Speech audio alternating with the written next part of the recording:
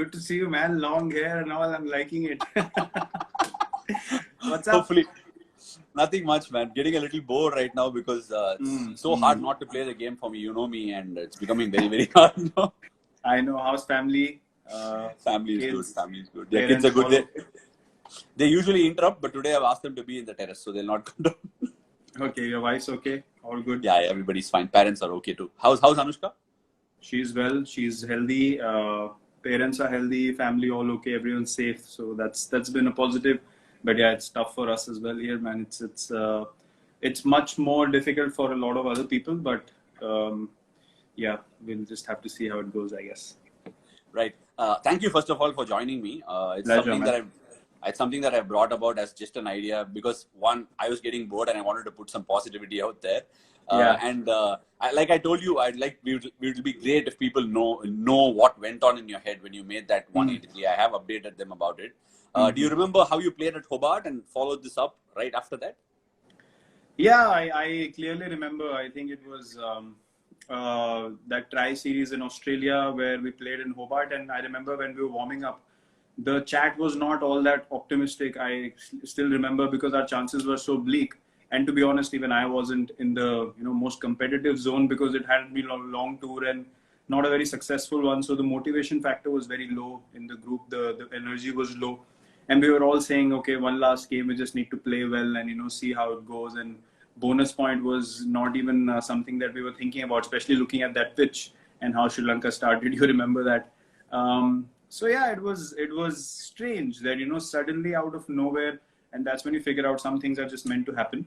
Out of nowhere, we got that boost. Started stringing partnerships. I think Paji and Virubhai had a brilliant partnership up front. They were very aggressive. Then Gauti Bhai and me, we had a great partnership. I think he got 50 or 60, if I'm not wrong. Then Raina came in and he changed the momentum of the game. And then that's when him and me discussed, we have to break it down into two T20 games. That was the first kind of revelation of chasing big totals for me. In a country that's not ours, there's conditions that were not ours. Although the pitch was really good, but still, the sense of not being in total control of the conditions that you play in, it was a revelation for me personally. It was something that I discovered about my game. I can have that belief to stay in those moments when things are tough and things are not looking too positive.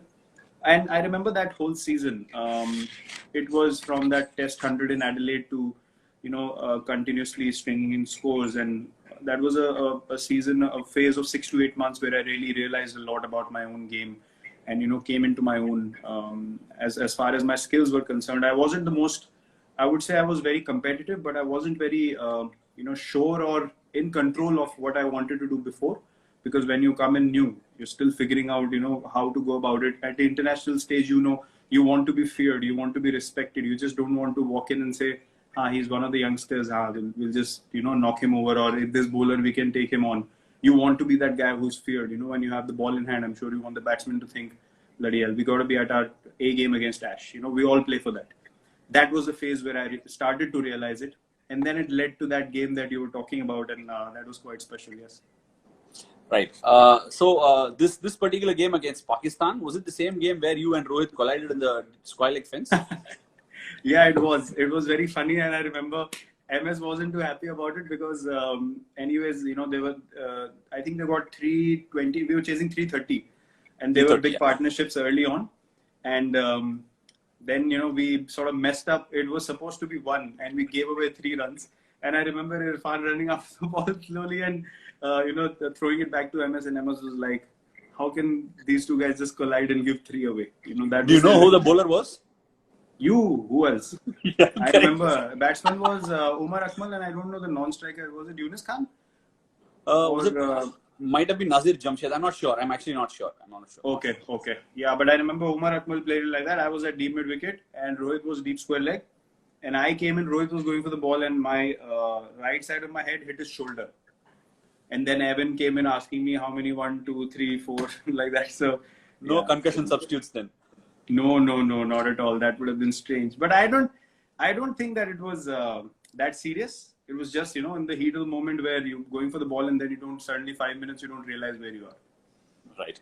Okay. Now getting into that knock itself, it was. I mean, watching it now, it doesn't seem special because we've seen you do what you've done over the years. But then it was like it made the world take notice and say, "Wow, who's this guy?" Right? And what was going through your head, because it was not an easy attack to face. Umar Gul, Aizaz Chima, Wahab Riaz, Syed Ajmal, and Syed Ajmal was at his peak then, right? So can you talk us through about what was going in your head?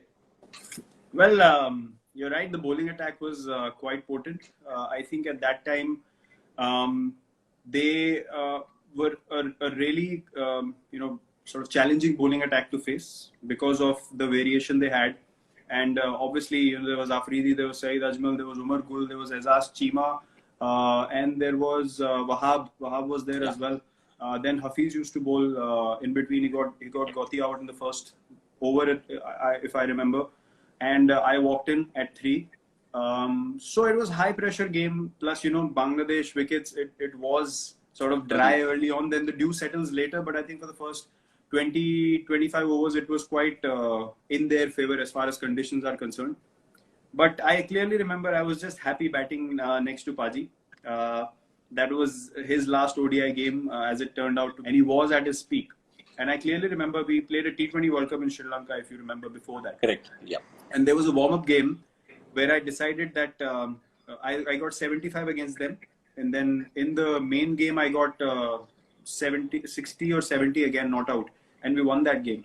And I remember in the warm-up game when I was playing him, I told myself, I'm going to start playing him like a leg spinner. Because his dusra was quite difficult to face. And his off spinner was not that lethal. So I said, I'm going to try and hit him over covers consistently. And it just paid off. And as soon as I negated his dusra, then, the potency of his threat became lesser and lesser. And even in that game, if you remember, I scored most of my runs against him through the offside. And I just kept doing that, kept wanting to hit against the turn as well, whatever, turn he was getting through the pitch. But my only aim was I'm going to make him unsettled with his dusra. He should fear not bowling the dusra to me. Then I'm on top of my game. Right, because I mean, I don't have to ask that question. I would have asked, being the off spinner, I wanted to ask, why did you score all the runs through the offside?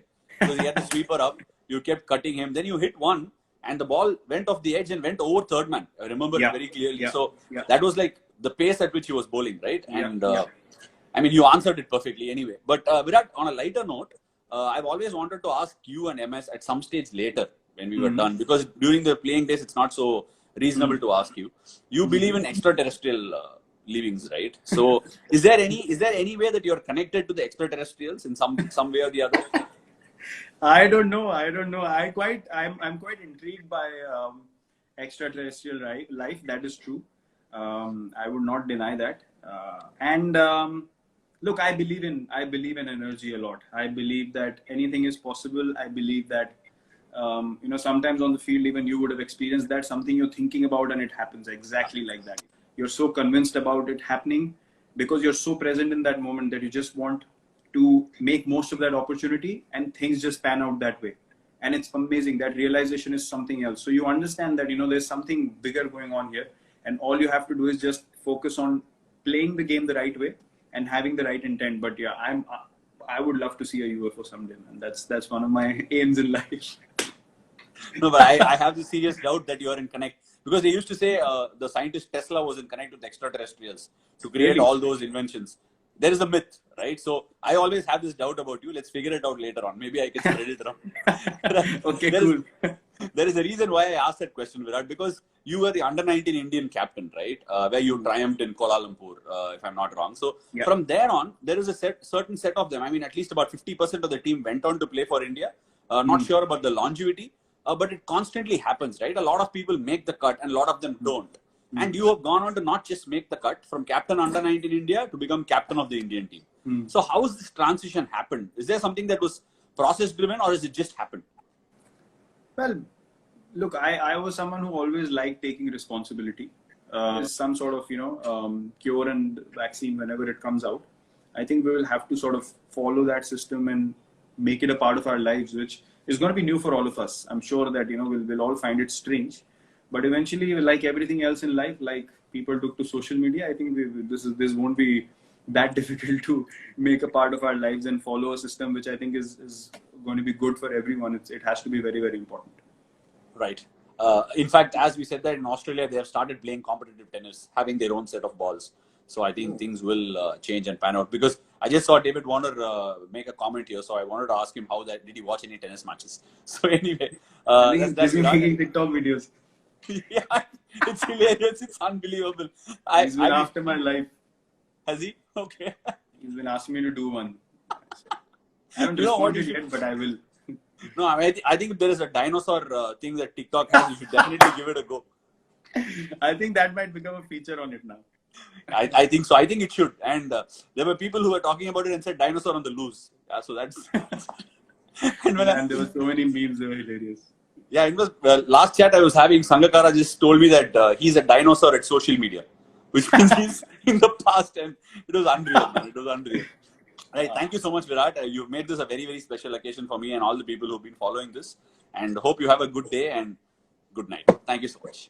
Thanks, Ash. You take care. Take care of your family as well. And congrats on a wonderfully done series, wonderfully compiled. And I'm glad I could, be the finisher and stay there till the end.